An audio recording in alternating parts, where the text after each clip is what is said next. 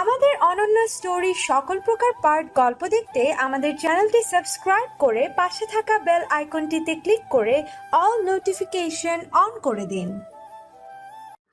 আজকে ইলেকশনে কে জিতবে? এবার যেন তারা উৎসুক হলো। তিনজনেই এগিয়ে আসতে আসতে বলল, আমাগো এলাকার মাতব্বর তজিমউদ্দিন চেয়ারম্যান হইব। শিশির খুব ভালো করে তাকালো। ছেলে তিনটা কৈশোর ছুঁই ছুঁই, অথচ তাদের গলার স্বর আর কথা বলায় এখনো কেমন তেজালো ভাব। সে তাদের দৃষ্টি আকর্ষণ পেয়ে বলল, তোমাদের মধ্যে নৌকাকে চালাতে পারো, মানে একাই নদী পার হতে পারো নৌকা নিয়ে? তিনজনের মধ্যে একজন দেখতে লম্বা চওড়া যেজন, সে বলল, আমি পারি, ওরও পারে, তয় আপনারে পার করতে পারুম না। আমি তোমাদের নৌকা ভাড়া দেব। লাগবো না আপনার ভাড়া, এই নৌকা কি আমাগো নি? আমি তোমাদেরও দিব, সাথে নৌকা যার তারটাও দিয়ে যাব। তোমরা দিয়ে দিও নৌকার মালিককে। খুব বিপদে পড়ে গেছি আমি। আমার বাড়ি পদ্মা দিঘি গ্রামে। শিশিরের কথা শুনতে ছেলে তিনটা হেসে উঠল, যেন পদ্মা দিঘি নামটাতে হাস্যকর কিছু লেগে আছে। হাস্যকরই বটে। আজকের নির্বাচনে প্রতিদ্বন্দ্বী এ গ্রামের একজন আর পদ্মা দিঘি গ্রামের একজন। পদ্মা দিঘির প্রতিদ্বন্দ্বী হারবে তা নিশ্চিত আগে থেকেই, তা জানে বলেই হয়তো ছেলেগুলো এত হাসছে।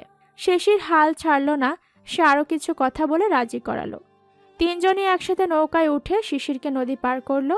শিশিরও উপকারটুকু পেয়ে তিনজনেই 50টি করে টাকা দিল। তিনজনের কাছে 50টি টাকা পরিমাণে অনেক বেশি। নৌকাওয়ালার টাকা আর তারা নিল না, নিজেদের লাভে মহাখুশি। তাদের কথা তখন, যার নৌকা হে তো জানবই না। শিশির অবাক হয় বাচ্চাগুলোর কথা শুনে, আর মনে পড়ে আলতার কথা। সে এমন সব কত যে কাণ্ড করত, নিজের বুঝটুকু বুঝে অন্যেরটা ফেলেই চলে আসতো। হাসতে হাসতে এগিয়ে গেল শিশির বাড়ির পথে। নদী পেরিয়ে ক্ষেত, তারপর মাটির আঁকাবাঁকা রাস্তা ধরে একেবারে বাড়ি এসে পৌঁছলো।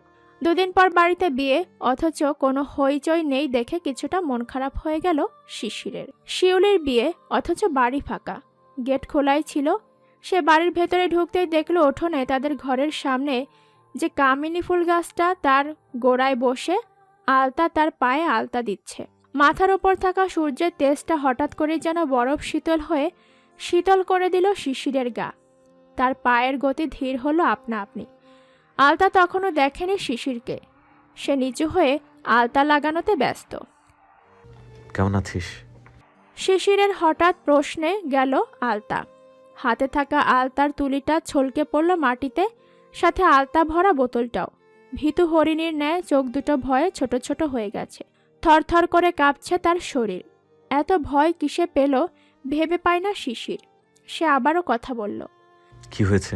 ভয় পেয়ে গেলি কেন? আর বাড়ির সকলেই বা কোথায় গেছে? আলতা মুখ তুলে এখনো তাকালো না।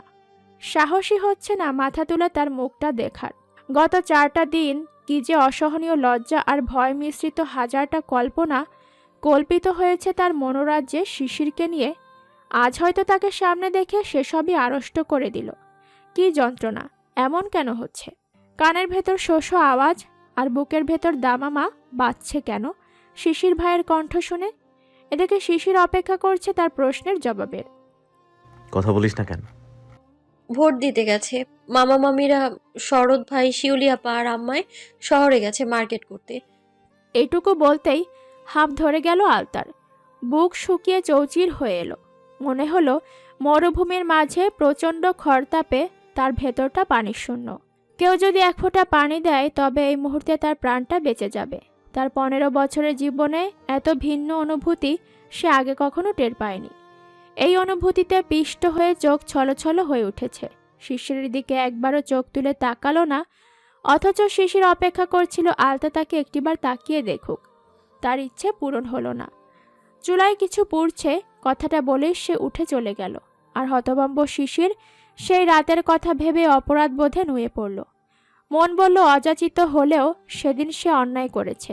মাস্টার বাড়িতে অনুষ্ঠানের আমেজ শুরু হয়ে গেল সন্ধ্যার পরপরই। এলাকায় শোরগোল বন্ধ হয়ে গেল নির্বাচনের। শাওনের বাবা হেরে গেছে বলেই এলাকার উত্তেজনা, মিছিল সব বন্ধ হলো। কিন্তু এলাকার স্তব্ধতা ছাপিয়ে মাস্টার বাড়ির হট্টগোল সবাইকে খুশির জোয়ারে ভাসালো। আজকে রাতটা পার হলেই কাল গায়ে হলুদ। বাড়িতে প্রথম বিয়ে উপলক্ষে আয়োজন অনেক করা হচ্ছে। সময় কম দিয়েছে পাত্রপক্ষ, তবুও শরৎ নিজের সবটা দিয়ে বোনের জন্য অনুষ্ঠান করছে। সন্ধ্যার পরই ডেকোরেশনের লোক এলো, ছোট বড় কয়েক রকম মরিচাবাতি লাগিয়ে দিচ্ছে। আজ সারা রাত জ্বলবে এই আলো। শিউলির খুব শখ তার বিয়েতে গান বাজনা হবে, তাই সন্ধ্যার পরই শিশিরকে পাঠানো হলো সেই ব্যবস্থা করতে। রাতভর হলো নানা কাজকর্মে। সকালে সূর্য ওঠার আগেই আজ আলতার ঘুম ভাঙল। শীত এখনো জাঁকিয়ে আসেনি, তবুও ভোরবেলাটা ঘাসের ওপর শিশির জমে। আবছা কুয়াশায় বাড়ির আঙিনার ছবিটাও স্পষ্ট লাগে। কালকে পায়ে দেয়া আলতা ধুয়ে মুছে গেছে রাতে পা ধোয়ার সময়। এখনো সে আলতার ছাপ পায়ে লেগে আছে। খালি পায়ে ঘর ছেড়ে বেরিয়ে পড়ল সে তার মায়ের লাল রঙা চাদরটা গায়ে পেঁচিয়ে। শিশিরদের ঘরের পেছনে ঘাস থাকে সবসময়। সে ঘাসে এখন শিশির জমেছে বিন্দু বিন্দু। কিশোরী মনটা আবারও চঞ্চল হয়ে উঠেছে আলতার। ঘোর লাগছে মনের কোণে এই শীতেও বাসন্তী হাওয়ার মতো। আলতার বোতলটা নিয়েই সে বেরিয়েছে। রান্নাঘরের পিঁড়িটা এনে বসে পড়ল ঘরের পেছনে। পা ফেলে সে আলতা আঁকল পায়ের গোড়ালি থেকে আঙুল পর্যন্ত। পা দুটো তার ঘাসের ওপর রাখা বলেই শিশির ফোঁটা আলতায় মিশে গড়িয়ে পড়ছে ঘাসের ওপর।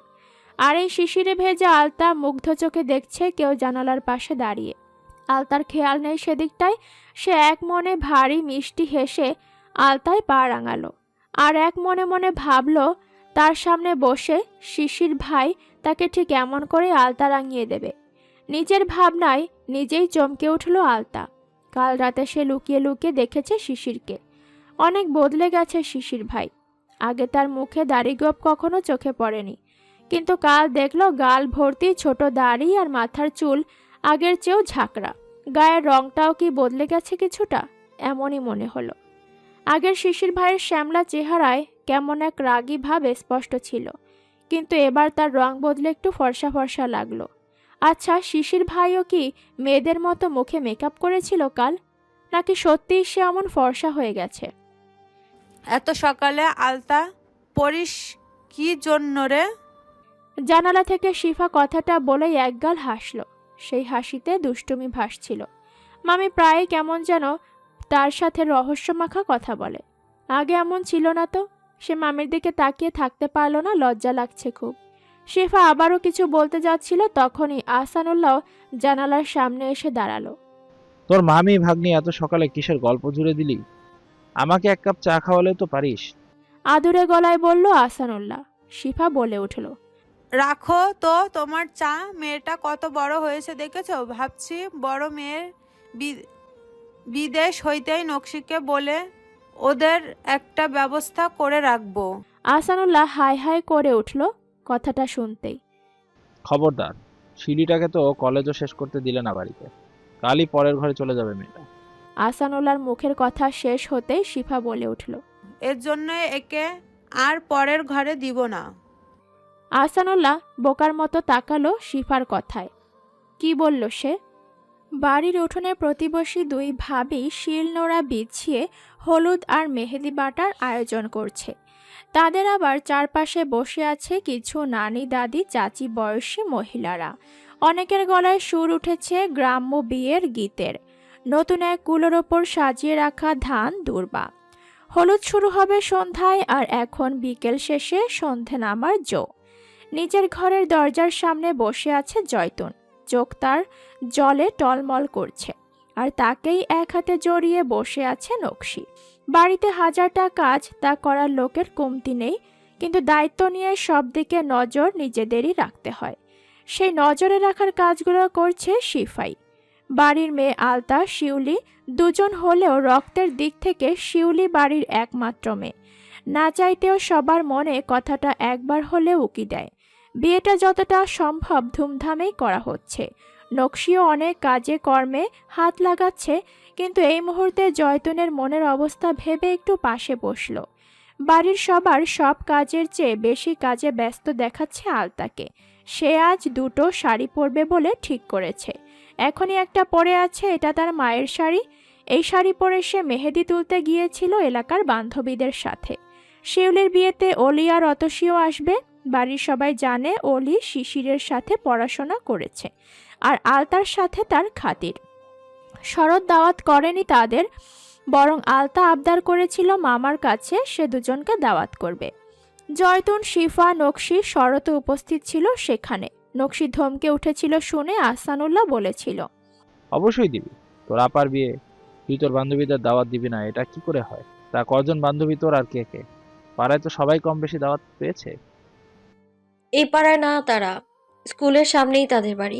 অতসী আর অলিয়াপারে দাওয়াত দিব। আলতার কথা শুনতেই শরৎ খক খক করে খালি গলায় কেসে উঠল। বিষম খেল বুঝি সে অলির নাম শুনে।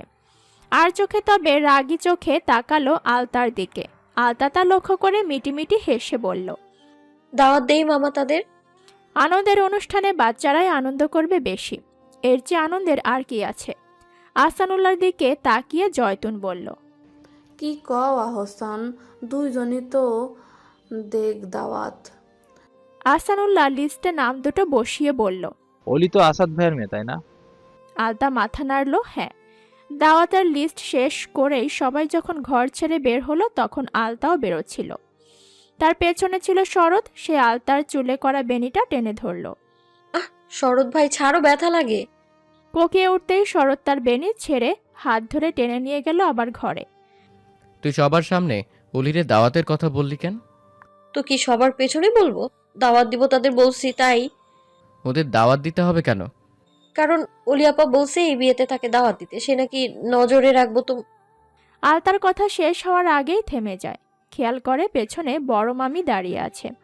আলতার থমকানো দৃষ্টি দেখে শরৎ পেছনে তাকিয়েও সেও ভূত দেখার মতো চমকে যায়। মা কি কিছু শুনল? তোরা দুইটাই কি ফুসুর ফুসুর করতাছস? আর শরবত, তুই ওর চুল ধইরা টানলি কেন? শিশিরের রোগে ধরছে, আর কোনো দিন চুল টানবি না কইয়া দিলাম। মাইয়া মানুষ, কোন রকম টুকটাক ব্যথা পাইলে আরেক বিপদ হইব। জয়তুন কথাগুলো শেষ করেই ঘর থেকে পানের বাটা নিয়েছিল। আর সেদিনই আলতা, অলি আর অতসীকে দাওয়াত করে এসেছিল, তাই আজ সন্ধ্যায় হলুদে তারাও আসবে। আলতা বসে একবার আয়নায় নিজেকে দেখল। শীত শীত আবহাওয়ায়ও তার কেমন নাক আর কপাল ঘেমে পাউডার ভেসে উঠেছে মুখের। একটু আগেই তো সে ভালো করে স্নোর ওপর পাউডার লাগিয়েছে, আবার ঠোঁটে আলতারাঙা লিপস্টিক। কাজল এখন লাগায়নি, চোখ লেপটে যাবে ভাবে। শিউলি আপাকে যখন হলুদ দেওয়ার জন্য প্যান্ডেলে বসাবে তখন সে কাজল দিবে, এতে তার চোখ কালো কালো হবে না। আজকে খুব শখ ছিল চুল খোলা রাখবে। শিশির ভাইয়ের মামাতো বোনদের দেখেছিল পার্লারে সেজে তারা চুল অর্ধেক কেমন করে যেন বেঁধে বাকিটা খোলা রেখেছিল। সে আজ তেমন না পারলেও পুরোপুরি খোলা রাখবে ভেবে রেখেছে। কিন্তু ছোট মামি আর মা তার এত বড় কোকড়া চুলগুলো খোলা দেখেই বকাবকি শুরু করলো। আর ভাল লাগছে না। সে অতসীর সাথে স্কুলে বসে বসে নানান রকম পরিকল্পনা করেছে সাজ পোশাক নিয়ে, কিন্তু তার কোনোটাই পূরণ হয়নি। মাকে কত করে একটা নতুন ডিজাইনের জামা আনতে বলেছিল, মা সেটাও কিনে দেয়নি। এ নিয়ে কাল যখন মা, শরৎ ভাই, শিউলি আপা বাড়ি ফিরল, সে রাগে দুঃখে মায়ের সাথে কোনো কথাই বলেনি। ঈদের জামাটাই পরতে হবে তাকে। সাজ নিয়ে দুঃখী হওয়া মনটা এবার দ্বিগুণ দুঃখী হয়ে গেল। এত অভাব কেন তাদের? আব্বা থাকলে নিশ্চয় এত অভাব থাকতো না। ইস, মা কেন জাহিদ কাকার প্রস্তাবে রাজি হলো না? আলতার এখন চরম রাগ হচ্ছে মায়ের ওপর। জাহিদ কাকার টাকা পয়সা অনেক, মা বিয়েটা করলেই তো সে জাহিদ কাকাকে আব্বা বলতো আর নিজের আবদারগুলো প্রকাশ করত। তার কিশোরী মনে হঠাৎ নিজের আবদার পূরণের লোভ জাকিয়ে বসল, যেন মায়ের বিয়ে হলেই সে সব চাইতে পারত জাহিদ কাকার কাছে।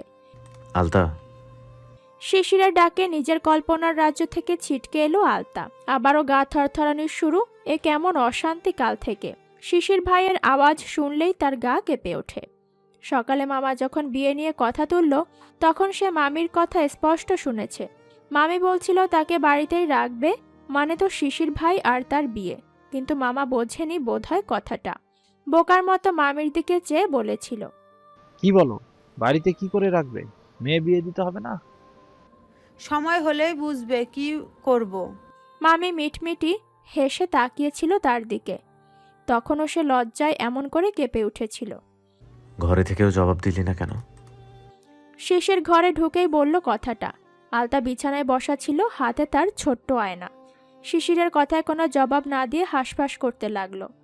তার মুখ দেখেই শিশির আবার দমে গেল।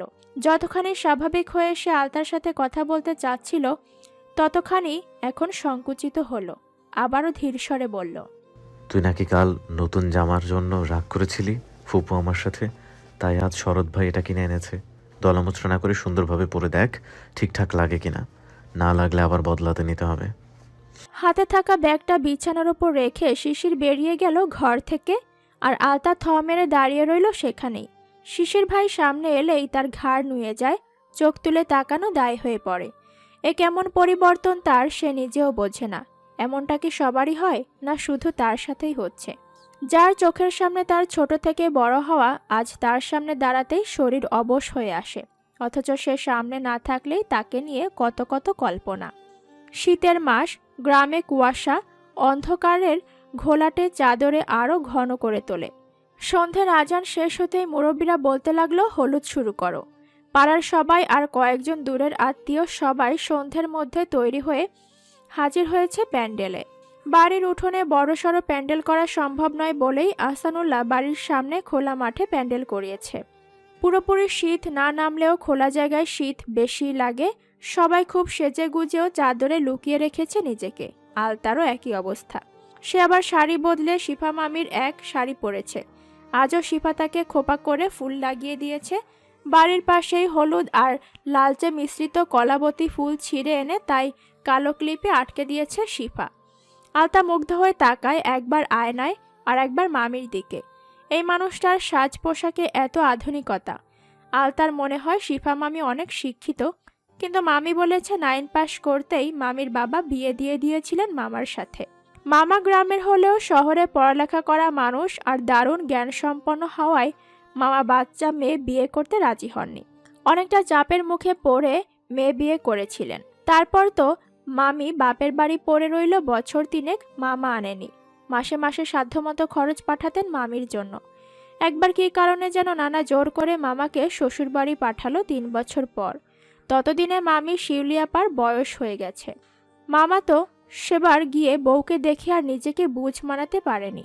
আর মামির বড় ভাই আর মামাকে পছন্দও করতেন না, তাই কিছুটা মিথ্যে অজুহাতে সেবার মামিকে ঘরে তুললেন। এরপর তো আর 2 বছর মামা মামির সংসার নীরব নিস্তব্ধ রইল। তারপর না ঘর আলো করে এলো শিশির ভাই। আলতা সবই শুনেছে বড় মামির মুখে। আজ শিফা মামি যখন আলতাকে শাড়ি পরাচ্ছিল তখন মামা একবার ঘরে এসেছিল প্রয়োজনে। আলতার মনে হলো মামিকে দেখে মামা এক মুহূর্তের জন্য থমকে গিয়েছিল। মামি আজ সেজেছে খুব, বেগুনি রঙের শাড়ি পরে। শিশির ভাই এটা তার প্রথম টিউশনির টাকা দিয়ে কিনেছিল। খুব মানিয়েছে মামিকে এই শাড়িটাতে। আলতা যখন অপলক তাকিয়েছিল মামির দিকে, মামি তখন বলেছিল, আমার পরে তুই পরবি এই শাড়িটা, আজই শেষ, আমি আর পরবো না এই শাড়ি। পুলকিত হয়েছিল কথাটা শুনে, তবুও কপট রাগের স্বরে বলল, এই শাড়ি আমি পরবো কেন? শিশির ভাইয়া এটা তোমার জন্য পছন্দ করে আনছে। বিতু রাজকুমার কি আজও এই ঢিলাঢালা শার্ট পরেই থাকবে? অলি একটা কাঁঠাল গাছের আড়ালে দাঁড়িয়ে বলল কথাটা। তার সামনের দিকে অনেকটা অন্ধকারে দাঁড়িয়ে আছে শরৎ। হাতে তার টাকার বান্ডেল। মুরগিওয়ালার টাকা দিতেই মাত্র বাড়ি থেকে বেরিয়ে প্যান্ডেলের কাছাকাছি এসেছিল। অলিকে দেখে সেখানেই দাঁড়িয়ে সে এক পলক কিছু দেখে বলতে চাইল। তার আগেই অলি মুখ খুলল। শরৎ জবাব না দিয়ে আরও গভীর দৃষ্টিতে দেখতে লাগলো অলিকে। মেয়েটা আজ সর্ষে ফুলের মতো হলদে সেজে এসেছে। তার মোটামুটি ফর্সা গায়ের রংটা বুঝি মেকআপের আঁচড়ে আরও ফর্সা লাগছে। শরৎ আরও অনেক গভীরভাবে দেখতে গিয়ে বুঝল মেয়েটার এই সজ্জা তার দমবন্ধের কারণ হবে। সে টাকাগুলো প্যান্টের পকেটে গুজে এক হাতে তার কটিদেশ টেনে অন্ধকারে নিয়ে এলো। অসভ্য প্রেমিক না হতে পারলেও সাধু সন্ন্যাসী সে হতে পারল না। আলতো করে অলির কপালে ঠোঁট ছুঁয়ে বলল, এত সাজ কার জন্য? যে দেখছে তার জন্যই। তার জন্য যদি হবে তাহলে ভরা মজলিসে এত কেন সাজতে হলো? আর তো কটা দিন, তারপরই না হয় সাজতে তার ঘরে এসো। অলি এতক্ষণে জড়িয়ে ধরল শরৎকে, ফিসফিসিয়ে বলল, এই শ্বাসটুকুর জন্যই আমার বোকা মানব এতটা সাহসী হলো। গাঢ় অন্ধকারে বুকের কাছে নিঃশ্বাস ফেলার এই সুযোগটা দিল, তা নয় তো কি দিত? অলির সেই ফিসফাসানোর সুর শরৎকে আরও গভীর অনুভূতির সমুদ্রে ফেলে দিচ্ছে। কিন্তু সে তো প্রেমিকার সাথে ভুল করার মানুষ নয়। তার নিয়মনীতির খাতায় প্রেম ভালোবাসা ভুল কিছু নয়। তাই সে জোর করে নিজেকে সামলে রাখল। অলিকে সরিয়ে দিয়ে বলল, এত সেজেছ সমস্যা নেই, কারো নজরে এসো না, নইলে যুদ্ধ বাঁধিয়ে দিত। আমি কার্পণও করব না। কথাটা শেষ করেই শরৎ চলে গেল সেখান থেকে। অন্ধকারেই থমকে দাঁড়িয়ে রইল অলি, আর তার থেকে একটু দূরে আরো গভীর অন্ধকারে দাঁড়িয়ে রইল শিশির। ভাইয়ের মুখের শেষ কথাটাতে যেন কিছু ছিল, এমন কিছু ছিল যা তাকে উত্তেজিত করল। তার চোখের পাতায় ভেসে উঠল আলতার মুখ। সেও কি তবে ভাইয়ের মতোই ভাবে তার আলতাকে নিয়ে? আলতার পাশে অন্য কাউকে দেখলে সেও কি এমন বলবে? যুদ্ধ, বিগ্রহ আর খুন সবটাই সেও করতে পারবে। আলতার ওপর অন্য কারো দৃষ্টি পড়লে হঠাৎ মনে পড়ল আলতা প্যান্ডেলে আছে। সে আর অপেক্ষা না করে পা বাড়ালো সেদিকে। স্তব্ধতায় মাখা এক নিগুড় অন্ধকারকে দুহাতে পাশ কাটিয়ে যেন এগিয়ে চলছে শিশির। বাড়ির প্রায় প্রতিটা মানুষই এখন প্যান্ডেলে অবস্থান করছিল, শুধু শিশিরই ব্যতিক্রম। সে আলতাকে খুঁজতে প্যান্ডেলে গিয়ে পেল না। কাউকে জিজ্ঞেস করতে গিয়েও নিজের মনের দ্বিধায় আর সম্ভব হলো না। সে নিজেই কিছুক্ষণ খুঁজে যখন প্যান্ডেলে না পেল, তখন বাড়ির দিকে গেল। তাদের বাড়ির চারপাশে টিনের বেড়া, ভেতরে আলাদা আলাদা দুটো বড় বড় ঘর। একটা শিশিরদের, অন্যটা শরৎদের। দুটো ঘরের দেয়াল পাকা আর ভেতরে বাথরুম, সাথে রান্নাঘর। শুধু নিজেদের ঘরের বাইরে আহসানুল্লাহ টিনের যে পড়ার ঘর তুলেছিল অনেক বছর আগেই, সেটাই নকশিকে দেয়া হয়েছিল। নকশি নিজ খরচে সেই ঘরের সামনে আরেকটু বাড়িয়ে রান্না করার ঘর বানিয়েছে, আর তার সাধ্য নেই ঘরদোর সারাবার। অনেক পুরনো ঘর, জানালার পাশটা একটু ভাঙা। শিশির বাড়ি ঢুকে নিজেদের ঘরের দিকে পা বাড়িয়েছিল। চোখের কোণে ঝাপসা হয়ে আবছা একটা মানব ছায়া দেখতে পেল নকশির ঘরের জানালার বাইরে। আর দেরি না করে সরাসরি সেদিকে তাকাতেই দেখল শার্ট পরা কেউ একজন জানালার সেই ভাঙা অংশ দিয়ে ভেতরে কিছু দেখছে। শিশির হাঁক ছাড়ল। কে ওখানে? কে? তার গলার স্বর কণ্ঠদেশ ছেড়ে বের হওয়ার কয়েক সেকেন্ডেই জানালার পাশে থাকা ব্যক্তিটি দৌড়ে পালালো গেট দিয়ে। শিশিরও পেছনে দৌড়ালো, কিন্তু লাভ হলো না কিছুতেই। ততক্ষণে সেই ব্যক্তিটি ঝুপসি আধার ডিঙিয়ে কোন পথে গিয়েছে তার বোধগম্য নয়। বড় বড় শ্বাস ফেলে সে নিজেকে নিয়ন্ত্রণ করতে চাইল, সম্ভব হলো না কিছুক্ষণ। তারপর ধাতস্থ হতেই সে দৌড়ে বাড়ি ঢুকল। আলতাদের ঘরের সামনে এসে ভেতরে তাকাতেই থমকে গেল তার পা। ঘরের দরজা ভিজিয়ে একেবারে লাগানো নয়। আলতা শাড়ি খুলে চৌকির উপর রেখেছে, পরনে তার শুধুই ব্লাউজ, পেটিকোট। চোখ বুজে তৎক্ষণাৎ উল্টো ফিরে গেল শিশির উঠোনের মাঝে। কিছু সময় অপেক্ষা করার পরও যখন আলতা বের হলো না, তখন বাধ্য হয়েই ডাকল, আলতা। শিশিরের গলা শুনে ভয় পেল বুঝি আলতা। মাত্রই সে কামিজ পরে ওড়না গায়ে জড়া ছিল। শিশিরের ডাকে হাত থেকে ওড়নাটা নিচে পড়ল, আবার ওড়নাটা তুলে গায়ে জড়ালো। মায়ের চাদরটাই সে গায়ে দিয়েছিল প্রথমে, সেটাই আবার জড়িয়ে নিল। ধীর পায়ে দরজার কাছে আসতে শিশির খুব শীতল আর ভরাট গলায় বলল, একা কেন বাড়ি এসেছিস? ফুপ্পা, মা, কাকি সবাই প্যান্ডেলে, তুই কেন সেখানে নেই? শাড়ি পরে হাঁটতে পারছিলাম না, তাই আম্মা বাড়ি পাঠিয়ে দিছে শাড়ি বদলাতে। এইটুকু কথা বলতে গলা কাঁপছে আলতার। শিশির আর কিছু না বলে গেটের তালা চাবি খোঁজ করল। আলতা দেখিয়ে দিতে শিশির তাকে বের হতে বলে নিজেও বেরোলো। বাড়ির গেটে তালা ঝুলিয়ে আলতার পেছনে পেছনে এসে প্যান্ডেলে উপস্থিত হলো। হলুদ শেষ হতে বেশি সময় লাগেনি। গ্রামের রাত 10টা মানেই অনেক রাত, তার উপর শীতের বাতাসে কুয়াশার চাদর সবাইকে এমনিতেই কাবু করে রাখে। রাত 11টা বাজতেই সবাই বাড়ি ফিরল প্যান্ডেল ছেড়ে। বিছানায় শুয়েও যখন আরও থাকার জায়গা মনে দরকার হলো, শরৎ আর শিশির মিলে খড়ের গাদা থেকে অনেক অনেক খড় এনে বিছিয়ে দিল মেঝেতে। খড়ের ওপর পাতলা কাঁথা বিছিয়ে বিছানা তৈরি। ঘরের লেপ আর বাড়তি কাঁথা গায়ে দেওয়ার জন্য ব্যবহার করলো। হলুদের রাতটা কারোরই খারাপ কাটেনি। ভোরের আলো ফুটতেই আবার বিয়ের আয়োজনে ছুটোছুটি শুরু হলো। আজকের দিনে আলতা সাজলো নতুন পোশাকে। শিউলির বুঝি একটু মায়া হলো আলতার প্রতি এই শেষ মুহূর্তে, তাই সে বাজারে নতুন হওয়া পার্লারে নিয়ে গেল সাজতে। শিউলি বউ সাজলো, সাথে আলতা। দুজনেই যখন বাড়িতে ফিরল তখন বরযাত্রী এসে গেছে। আফসোস হলো খুব আলতার, সে গেটে বরকে আটকাবে, জুতো চুরি করবে, কত শখ ছিল। এ জীবনে সে কখনোই এগুলো করার সুযোগ পায়নি। এই প্রথম সুযোগ হলো, তাও কিনা সাজতে গিয়ে মিস হয়ে গেল। মন খারাপ হলো তার এইভাবে। তবুও আনন্দ, শিউলি আপার বিয়ে হয়ে যাচ্ছে, তার বেড়াতে যাওয়ার একটা জায়গা তো হলো। শীতের দিন বিকেলের পরে কুয়াশা পড়ে অন্ধকার হয়ে যাবে। বরযাত্রী যাচ্ছে দ্রুত বিয়ে মিটিয়ে বউ নিয়ে যাবে। দেনা পাওনার একটা হিসেব বরের বাবা করতে চেয়েছিল, কিন্তু বরের কারণে তা সম্ভব হয়নি। ছেলে নিজে শিউলিকে পছন্দ করে বিয়ের প্রস্তাব দিয়েছিল। শরৎ রাজি ছিল না বোনকে এখনই বিয়ে দিতে, কিন্তু পাত্র খুব করে পেছনে লেগেছিল। অনেকটা সে কারণেই দেনা পাওনা ছাড়াই বিয়েটা হচ্ছে। কিন্তু শরৎ ভেবে রেখেছে এখন কিছু না দিলেও শিউলির নামে জমা সে টাকা পয়সা রেখেছে কিছু, তা দিয়ে শিউলির মতো জেনে কিছু পাঠাবে, হোক তা সোনাদানা কিংবা ঘরের আসবাব। বিয়ে পড়ানো হওয়ার কিছুক্ষণের মধ্যে বরযাত্রী কোণে নিয়ে বাড়ির উদ্দেশ্যে রওনা হলো। সন্ধ্যের মধ্যে আত্মীয় স্বজনও প্রায় সবাই চলে গেল। জয়তুন কাঁদছে ঘরের দরজায় বসে, তার পাশে শিফা আর নকশিরও চোখ সিক্ত। শরৎ বোন বিদায় করতেই কোথায় গেছে কেউ জানে না, আর শিশির নিজেকে কঠিন রাখতে জানে যে কোনো পরিস্থিতিতে। আজও বোনের জন্য হওয়া কষ্টটা সে সামলে বাবুর্চি আর ডেকোরেটরের খরচ বাবদ বুঝিয়ে দিচ্ছে। সন্ধ্যের পর বাড়ি প্রায় জনশূন্য হয়ে গেল। শরতের এক মামি আর মামা ছাড়া তার নানা বাড়ির সকলেই চলে গেছে। শিশিরের যখন মোটামুটি রকমের সব কাজ শেষ, তখন সে নিজের ঘরে গিয়ে বিছানায় গা এলিয়ে দিল। চোখ বুঝতেই চোখে ভাসল শরৎ ভাইদের দরজার কাছে বসা মা, ফুপু আম্মা আর জেঠিমা। আলতা কোথায়? তারপরে মনে হলো আলতা বোধহয় তার ঘরে হবে। আরও কিছু সময় বিছানায় গড়িয়ে যখন উঠল, তখন আব্বার গলা শুনল। আব্বা আলতাকে ডাকছে চা বানাতে। মাথা ধরেছে খুব, আর বড়রা সবাই কম বেশি কান্নাকাটি করছে, তাই আলতাকে দিয়েই ভেবেছিল চাটা করাবে। কিন্তু 8 থেকে 10 বার ডাকার পরও যখন আলতার কোনো সাড়া পাওয়া গেল না, তখন শিশিরই প্রথমে ঘর ছেড়ে বেরোলো। সারা বাড়ি খুঁজে আলতার ছায়াও চোখে পড়ল না কারো। টনক নড়ল নকশিরও। সে সন্ধেবেলায় আলতাকে ঘর থেকে না বের হতেই বলেছিল, কিন্তু কোথায় গেল মেয়েটা? চারপাশে ঝিঝির আর হুতুমের ডাক কানে আসছে। রাত বাড়ছে, আলতাকে পাওয়া যাচ্ছে না। কিছু সময়ের মধ্যে পুরো এলাকায় হইচই পড়ে গেল মাস্টারের ভাগ্নে নিখোঁজ। সারা গ্রামে মানুষ খোঁজাখুঁজিতে নামলো, শুধু শাওনদের বাড়ির মানুষ ছাড়া। শিশিরের কেন জানি মন বলল আলতার সাথে কিছু হয়েছে। সে যতই উড়নচণ্ডী হোক না বলো, রাতের বেলায় কোথাও যাবে না। শরৎ যখন ভাবছে থানায় যাবে, শিশির তখন বাধা দিয়ে বলল আগে সে শাওনকে ধরবে, তারপর বাকি সব।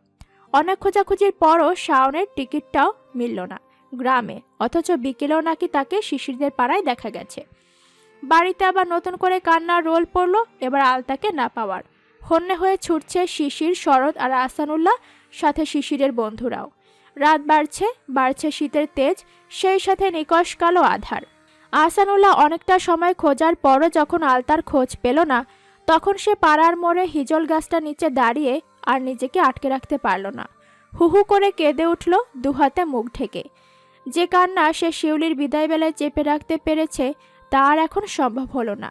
বুকটা আচমকায় খা খা করতে লাগলো তার। আল্লাহ তাআলা তার কন্যা সন্তানের স্বাদ পূর্ণ না করে অপূর্ণ রাখেনি। শিউলি আর আলতা দুটোকেই সে মাথায় করে রেখেছিল। আজও তার দুজনের বাবার কমতি পূরণ করে সর্বদা তাদের প্রতিটা আবদার বহন করেছে। কোথায় গেল আলতাটা? কোনো বিপদ হয়নি তো মেয়েটার সাথে? যতবার এই কথাটা ভাবছে, ঠিক ততবার তার দম বন্ধ হয়ে আসছে যেন। মাথায় তো আর কিছুই আসছে না। আর কোথায়, কেমন করে খুঁজবে আলতাকে সে? কান্না আটকে পাঞ্জাবির পকেট হাতড়ে মোবাইল বের করে শরৎকে ফোন দিল। ওপাশ থেকে রিসিভ হতেই আহসানুল্লাহ বলল, থানা যাব আমি। শরৎ কণ্ঠ শুনেই বুঝলো কাকা কাঁদছে। সে বলল, আপনি কোথায় বলেন, আমিও যাব সাথে। আহসানুল্লাহ কোথায় আছে বলার 5 মিনিটের মধ্যে শিশির আর শরৎ এসে উপস্থিত হয় আহসানুল্লাহর কাছে।